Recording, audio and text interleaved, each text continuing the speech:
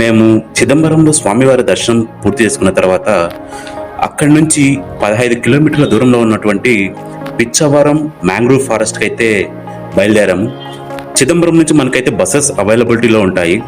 కాకపోతే ఆ buses crowd అది వచ్చే చాలా టైం పడుతుంది అనమాట. దానికోసం మేము ఏం చేసామంటే ఒక 800 రూపీస్తో ఒక ఆటో అయితే మాట్లాడుకున్నాము టెంపుల్ దగ్గర నుంచి.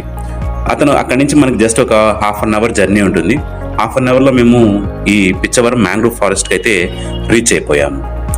ఇక్కడ మోటార్ బోటింగ్ ఉంటుంది, రోప్ బోటింగ్ ఉంటుంది. ఈ మోటార్ బోటింగ్ డిఫరెంట్ కాస్ట్ ఉంటుంది, అలాగే రో బోటింగ్ డిఫరెంట్ కాస్ట్ అయితే ఉంటుంది.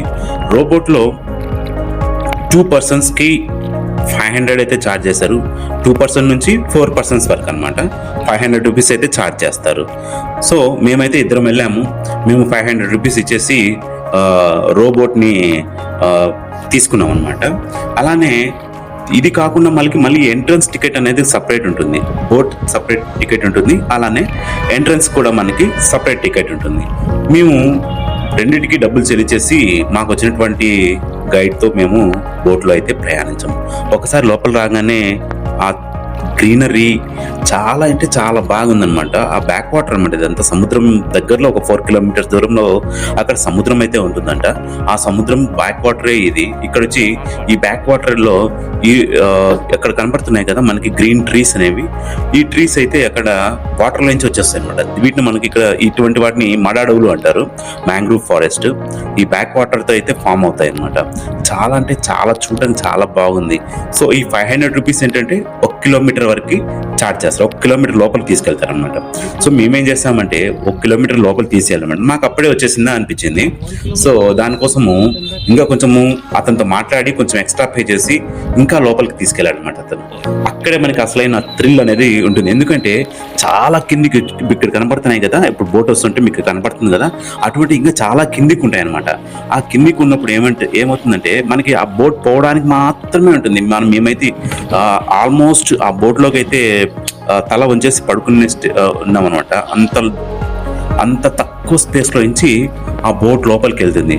అదేంటంటే నార్మల్గా వాళ్ళ రూల్ ప్రకారము లోపలికి అలో చేయరు అక్కడికి. సో మేము అతను బోట్ అంతా మాట్లాడుకొని అక్కడి నుంచి మేమైతే లోపలికి తీసుకోమని చెప్పాము. అతను 3 కిలోమీటర్స్ అయితే లోపలికి తీసుకెళ్ళాడు మమ్మల్ని. ఇక్కడ మొత్తం ఇవే ఉంటాయి అనమాట, మీరు బాగా గమనించండి.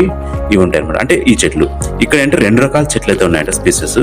ఇప్పుడు మనం చూసింది ఏంటంటే పైకి వెళ్ళిన తర్వాత కొమ్మల్లో నుంచి సపరేట్ స్టెమ్స్ అనేవి కిందికి వచ్చేస్తాయి అనమాట. ఇక్కడ కిందికి ఉన్నాయి కదా అవంట, వాటిని తాకామంటే అక్కడ పెరగవంట. నెక్స్ట్ పక్కన ఇంకొక స్టెమ్ అనేది స్టార్ట్ అవుతుందంట. ఈ ట్రీస్ యొక్క స్పెషాలిటీ అది. అలానే ఇంకో ట్రీ చూపించాడు అతను. అవేంటంటే భూమిలోంచి పైకి వస్తాయి, వాటర్లోంచి పైకి పెరుగుతాయి అనమాట. ఇవి వచ్చి పైనుంచి కిందికి పెరుగుతాయి. ఇంకొక రకం స్పీసెస్ వచ్చి కింది నుంచి పైకి పెరుగుతాయి అనమాట. ఈ చెట్ల యొక్క ఆకులు కూడా చూసామనుకో చాలా దళసరిగా ఉంది, అంటే చాలా థిక్నెస్గా ఉందన్నమాట. చూడడానికి ఏదో ప్లాస్టిక్తో చేసిన ఆర్టిఫిషియల్గా ఉన్నట్టు అయితే మాకు అనిపించాయి, న్యాచురల్గా అయితే కనిపించలేదు అనమాట. ఎవరైనా ఫోటోగ్రఫీ పైన ఇంట్రెస్ట్ ఉన్న వాళ్ళకైతే పిచ్చగా ఈ ప్లేస్ అయితే నచ్చేస్తుంది. ఎందుకంటే మొత్తం గ్రీనరీగా ఉంటుంది, చాలా అంటే చాలా అందంగా ఫొటోస్ అయితే మనకు వస్తాయి. సో ఇక్కడ చూసారా, మేము కొంచెం లోపలికి స్టార్ట్ అయ్యాము. లోపల స్టార్ట్ అవ్వగానే మనకి కొంచెం ఇరుకైపోతుంది అన్నమాట, ప్లేస్ అనేది ఇరుకైపోతుంది. ఇటువంటి ఈ ట్రీస్ ఉన్నాయి కదా, ఈ ట్రీస్ మనకి కొంచెం కిందికి వచ్చేస్తా ఉన్నాయి అనమాట. మేము లోపలికి వెళ్ళే కొద్దీ ఇటువంటి ఎక్స్పీరియన్స్ మేము బాగా ఫేస్ చేసాం అనమాట.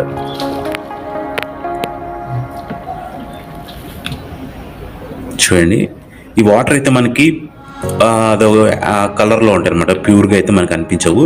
ఎందుకంటే ఇవి సాల్ట్ వాటర్, అది సముద్రం బ్యాక్ వాటర్ మొత్తం సాల్ట్ వాటర్ అంట. దాంట్లో మాకైతే కొంతమంది ఫిషింగ్ చేస్తా కూడా కనిపించారు.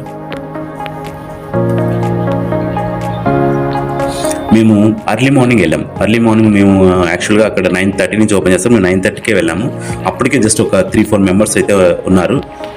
వాళ్ళైతే బోటింగ్కి బయలుదేరారు. వాళ్ళ తర్వాత మేము వెళ్ళాము అనమాట.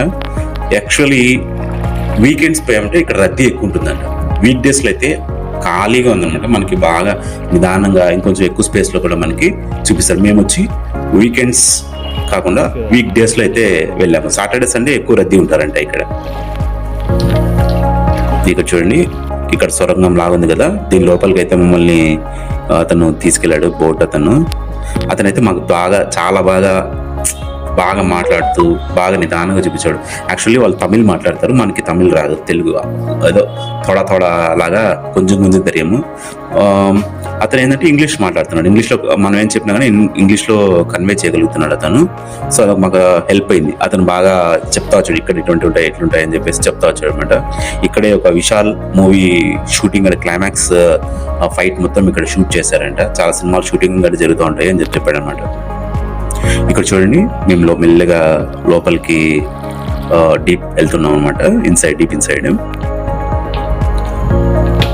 ఇక్కడ ఏంటంటే లోపల పోగానే కొంచెం దోమలు ఉన్నాయి. ఇక్కడ అడవి దోమలాగా ఊరికే కుట్టంగానే తర్వాత వదిలేతే వచ్చేవాగా, అంటే ఎక్కువ లేవులేండి. మేము వెళ్ళినప్పుడు క్లైమేట్ పెద్దగా ఏం లేదు, అప్పుడే వర్షం పడి ఆగిపోయింది. చిదంబరంలో అయితే వర్షం పడి ఆగిపోయింది.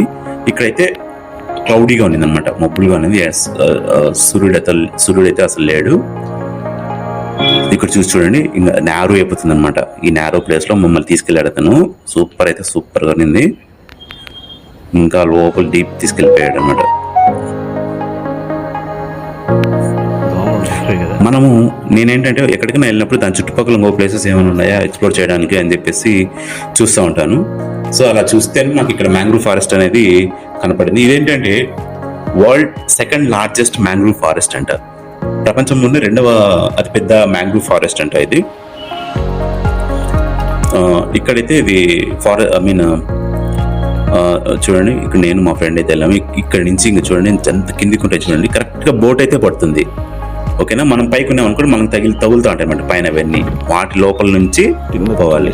సో ఇక్కడికి వెళ్ళేటప్పుడు అవతల నుంచి పొరపాటు ఒక బోట్ వచ్చిందంటే ఏం చేయాలి? సో వీళ్ళు ఏం చేస్తారంటే ముందు ఎలాగో తెలిసిపోతుందో వాళ్ళకి తెలుస్తుందంట. వాళ్ళు జస్ట్ అరిచారనమాట, ఆ పక్క ఎవరైనా ఉన్నారని చెప్పేసి అరిచారు. వాళ్ళ ఫ్రెండ్ అంటారు కదా బోట్ చేసేవాళ్ళు, అరిస్తే ఒక అతను రెస్పాండ్ అయ్యాడు, నేను వస్తున్నా అని చెప్పేసి. సో కొద్దిసేపు మేము పక్కనే వెయిట్ చేసాము. వాళ్ళు వెళ్ళిపోయిన తర్వాత మళ్ళీ మేము వచ్చాము.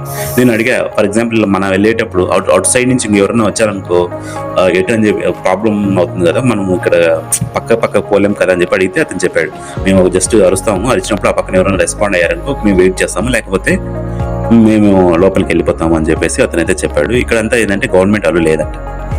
అండ్ లోతు ఎంత లోతు ఉంటుందని చెప్పేసి అడిగాను.